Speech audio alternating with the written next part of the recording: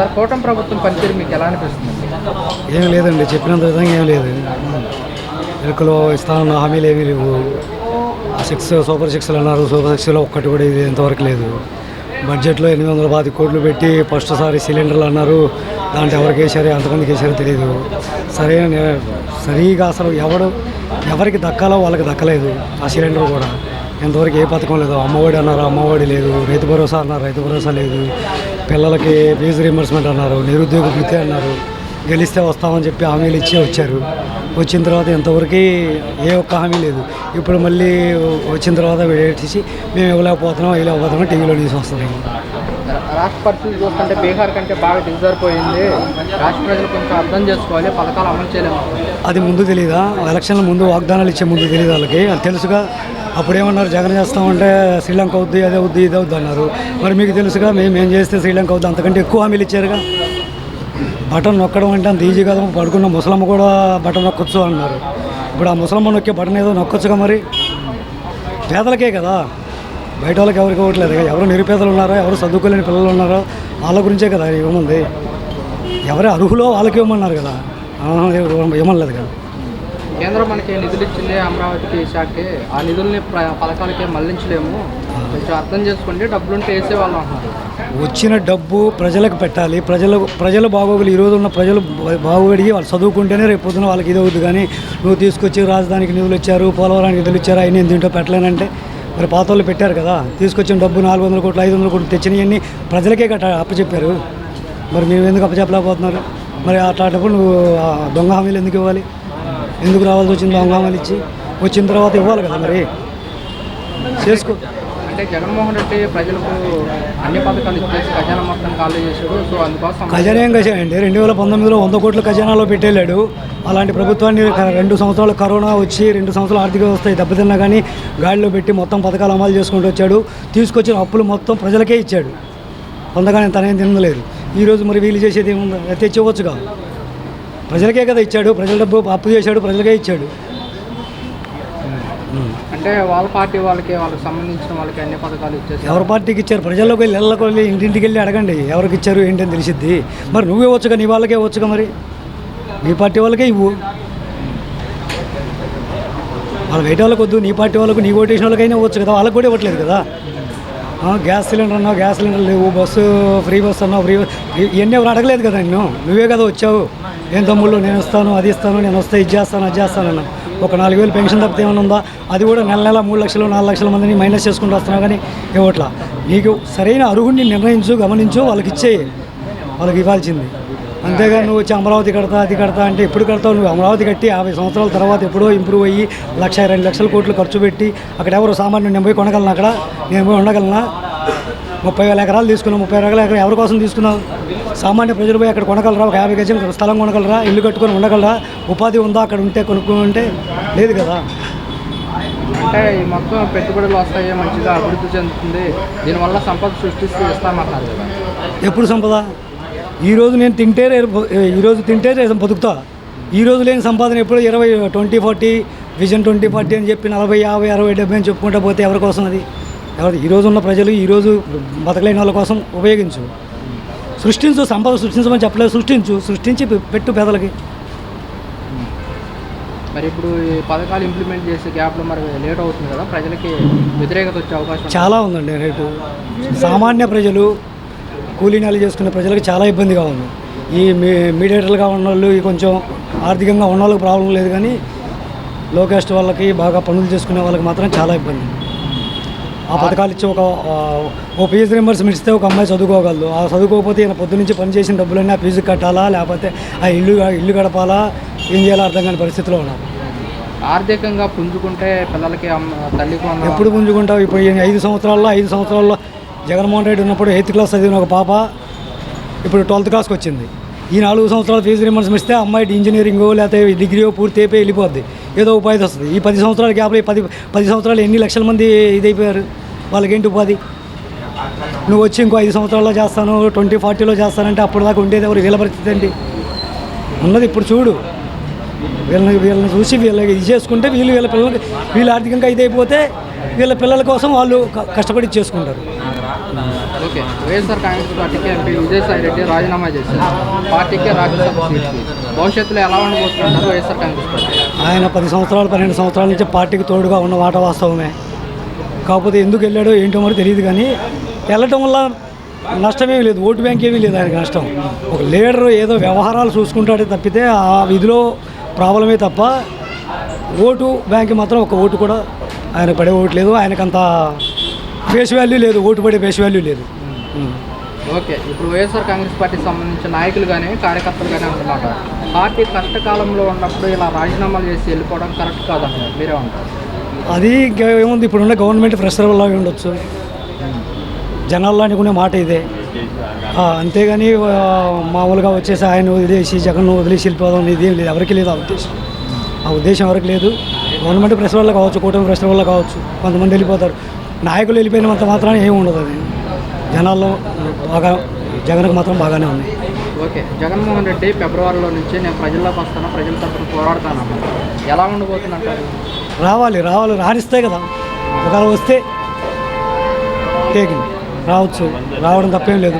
రానివ్వాలిగా, ముందు ఆయన ప్రజల్లోకి రానివ్వాలి కదా, అడ్డుపడాలి. రానిచ్చి ఆయన చేసేది చేసుకుంటే ప్రాబ్లం లేదు. వీళ్ళు అడ్డుపడ్డారంటే కొంచెం లేట్ అవ్వచ్చు, లేట్ అవుద్ది, కానీ రావడం మాత్రం పక్కా. నెక్స్ట్ 2029 కానీ జమిలీ ఎలక్షన్ వస్తే 2027లో కానీ పక్కా ఉంటుంది. కూటమి ప్రభుత్వం పనితీరు ఎలా అనిపిస్తుంది మీకు? బాగానే ఉంది పరిపాలన. పథకాలు వస్తున్నాయా? పథకాలు అన్నీ వస్తున్నాయి. కొంతమంది ఏంటి పథకాలు ఏమీ రావట్లేదు, రాకుండా ఎలాగా మా ఇస్తున్నారు. బియ్యం అన్నీ, కందిపప్పు పెసరపప్పు ఇవన్నీ ఇస్తున్నారు కదా. అది కొంతమంది ఏంటి పథకాలు ఏమీ రావట్లేదు ఏదో అంటారు నాయకులు అంటారా? మరి ఇప్పుడు మొన్న సీఎం గారు మాట్లాడుతూ పథకాలు అమలు చేయడానికి కొంచెం టైం పడుతుంది, రాష్ట్ర ప్రజలు అర్థం చేసుకోవాలన్నారు కదా.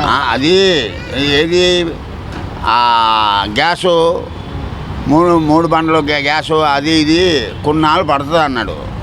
అది మరి ప్రజలేమో పథకాలు రావట్లేదు, మాకు గతంలోనే వచ్చినాయి అన్నారు. వస్తున్నాయి బాబా, అన్నీ వస్తున్నాయి. మరి ఇప్పుడు పథకాలు ఇచ్చే గ్యాప్ వస్తుంది కదా, ఈ గ్యాప్ రావడం వల్ల మరి ప్రజలకి వ్యతిరేకత వచ్చే అవకాశం ఉందంటారా? ఏమి రాదు వ్యతిరేకం ఏమి రాదు.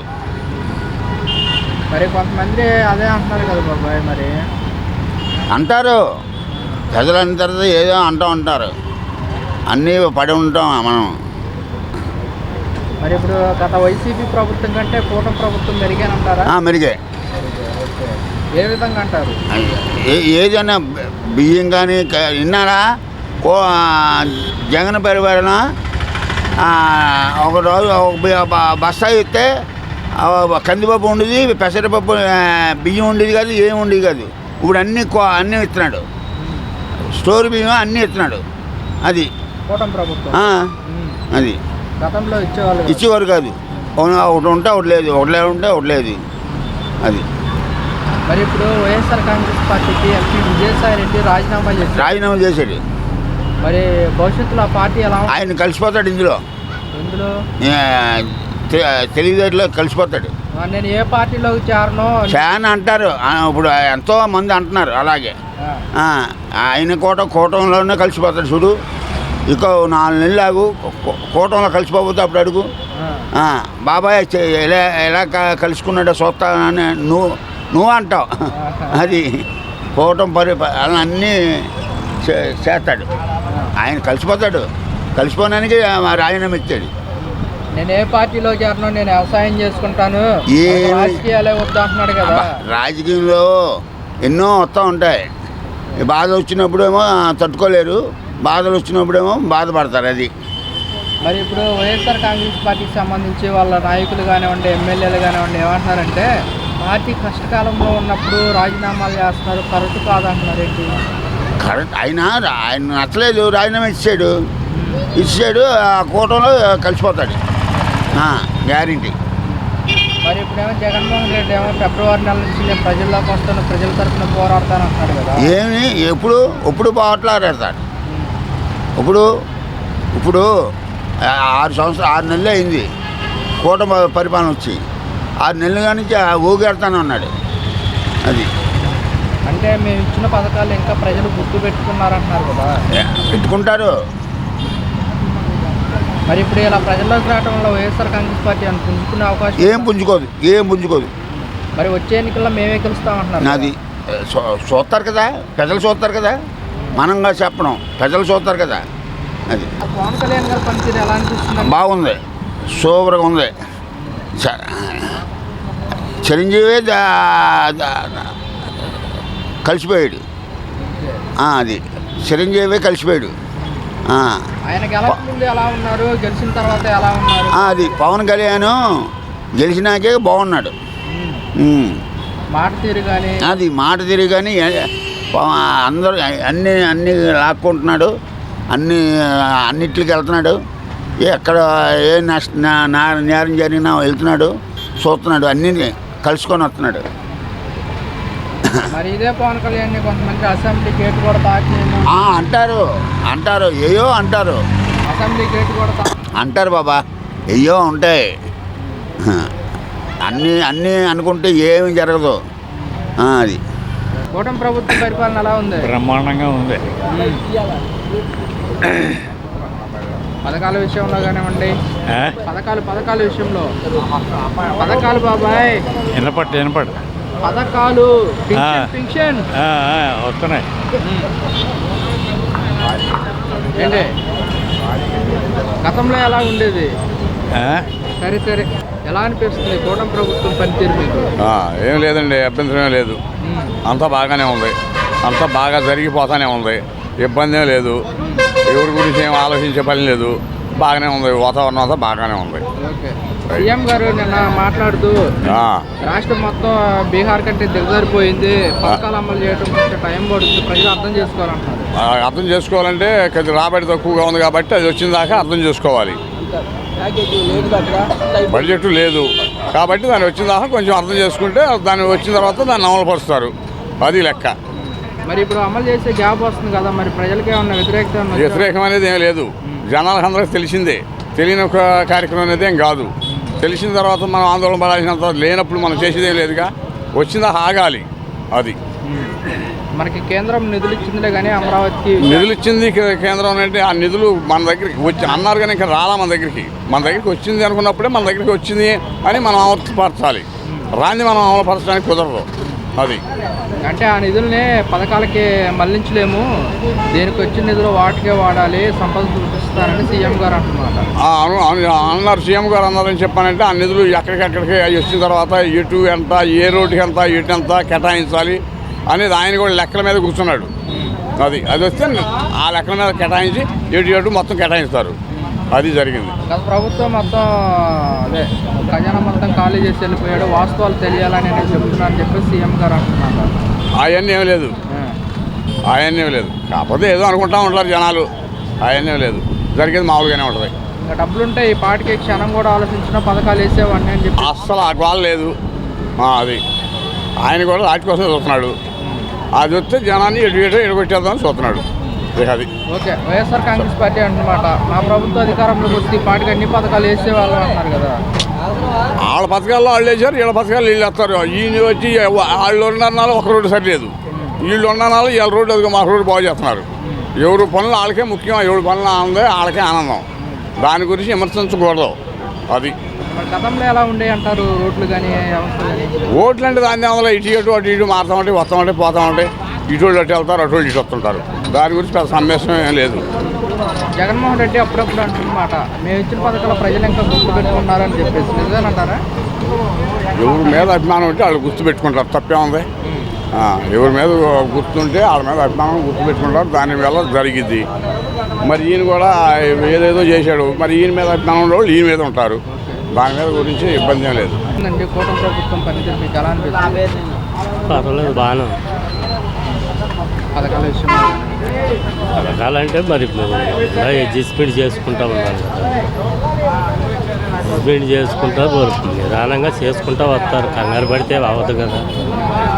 ఇప్పుడు సెంట్రల్ నుంచి వచ్చి ఇచ్చామంటారు, అవి రావు కదా, వచ్చేటప్పటికి టైం పట్టింది కదా. వచ్చేటప్పుడు వచ్చినప్పుడు చేస్తూ ఉంటారు నిదానంగా. బాగానే ఉంది, బాగానే ఇక్కడ సీఎం గారు మాట్లాడుతూ రాష్ట్రం బీహార్ కంటే బాగా దిగజారిపోయింది, పథకాలు ఇవ్వడం కొంచెం టైం పడుతుందని చెప్తున్నారు. మీరేమంటారు? అంటే ఇక్కడ రావాలి కదా, టైం పట్టిద్ది. మరి గవర్నమెంట్ పనులు అందరూ సంతకాలు అయ్యి వచ్చేటప్పటికి లేట్ అయిద్దిగా, మనం కాసేపు వెయిట్ చేయాలి. మరి ఇప్పుడు పథకాలు అమలు చేసే గ్యాప్ వస్తుంది కదా, ఈ గ్యాప్లో మరి ప్రజలకి ఏమన్నా వ్యతిరేకత అలాంటిది ఏమన్నా వచ్చే అవకాశం? ఉంటుంది, కొంచెం వ్యతిరేకం ఉంటుంది. వాళ్ళు ఎవరికైనా తెలియదే ఉంది, మానవుడు అన్నాక కంగారు ఎక్కువ. కంగారు పడతా ఉంటారు. కంగారు పడిన వాళ్ళు, నిదానంగా ఆలోచించిన వాళ్ళు అవి వస్తేలే టైం తీసుకుంటుంది అంటారు. కంగారు ఎక్కువ ఉన్నవాళ్ళు అవి ఈ రావు ఏదో చేశారని అంటారు. అవన్నీ గత ప్రభుత్వం మొత్తం ఖజానా ఖాళీ చేసింది, అందుకోసమే నేను చెప్తున్నానని సీఎం గారు అంటున్నారు. కరెక్టే, మరి ఖజానా ఖాళీ చేశారు కదా, అసలు ఏమి ఇచ్చారు? మొత్తం అప్పులే కదా. అదేనంటే కరోనాకి వాటికి తీసుకొచ్చాము, లక్షల కోట్లు అప్పు అయిపోయాము. అన్నీ తీసుకొచ్చినాయి 10 రూపాయలకి 1000 కోట్లలో జీవెడుతున్నారు. ఆ లెక్కలు చూస్తే సుఖమేమో, మనకు గుండె తరుక్కుపోద్ది అంతే. ఆర్థికంగా కనుక పుంజుకుంటే పిల్లలకి అమ్మఒడి కానివ్వండి, రైతులకి అమౌంట్ వేసే వాళ్ళని కొంచెం టైం పడుతుంది, అర్థం చేసుకోవాలంట. అవును, టైం పట్టిద్ది. లేదు కదా, ఖజానా లేదు, రాబడి లేదు, మొత్తం వచ్చాయి. మెయింటెనెన్స్ అవుతూ ఉంది కదా రాష్ట్రానికి. ప్రతిరోజు ఉండే ఖర్చులు ఉంటానే ఉంటాయిగా, ఆ ఖర్చులు నిమిత్తం వచ్చే రాబడికి అది సరిపోతూ ఉంటుంది. ఇంకా బ్యాలెన్స్ అమౌంట్ పైనుంచి రావాలి, ఎక్స్ట్రా పనులు చేయాలంటే మరి ఎక్స్ట్రా డబ్బు ఉండాలిగా. అవి రావాలా, తీసుకోవాలా, చెయ్యాలా, మళ్ళీ ఎంప్లాయీస్ దగ్గర ద్వారా వెళ్ళి, కాంట్రాక్టుల ద్వారా వెళ్ళి వర్క్ అవ్వాలా.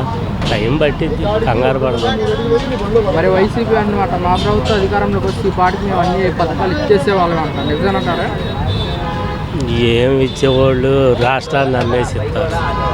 మీ గవర్నమెంట్ భూములు అమ్మేసి అవి తాకట్లు పెట్టి రాని ఏమైనా తీసుకొచ్చి ఆవిడ కంగారు చేస్తే వాళ్ళకి ఇస్తూ ఉంటారు. తెలియదేముంది, ఎవరు చేసే పని వాళ్ళు చేస్తారు.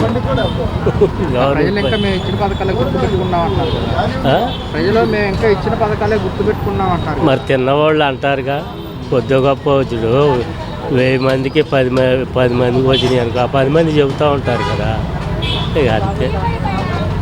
జగన్మోహన్ రెడ్డి ప్రజల్లోకి వస్తా అంటున్నారు, మరి ఎలా ఉండబోతుందంటారు? వేస్ట్, వచ్చినా ఏముంటుంది, 10 మంది వస్తారు చూసుకున్నారు. రాష్ట్రాన్ని ఇంత దారుణంగా చేసేసినాక ఆయన రావటం సరి అయింది కాదు. ప్రజలు కూడా ఏదో వచ్చి వెళ్ళిపోతూ ఉంటారు. ఇక అవన్నీ మామూలే. అంత ఘోరంగా చేసిన అంటే కరోనా వల్ల కొంత దెబ్బ అయింది ఆ ప్రభుత్వం. దానికి నిమిత్తం వాళ్ళు కూడా అందరూ సరైన వ్యక్తులు కాదు. మంత్రులు కానీ ఎవరైనా తెలివిగల మంత్రులు లేరు.